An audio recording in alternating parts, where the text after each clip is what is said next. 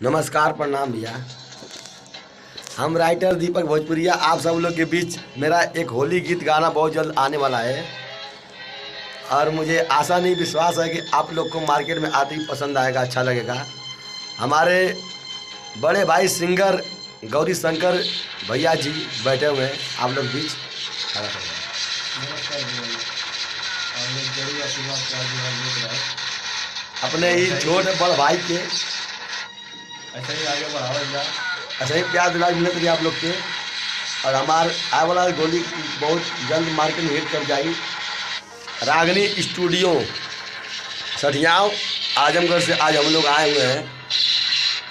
देखिए मैं आप लोग को दिखाना चाहता हूँ हमारे बड़े भैया राजेश शर्मा जी और ये हमारे कांगड़ा हो रहा है गरीब भैया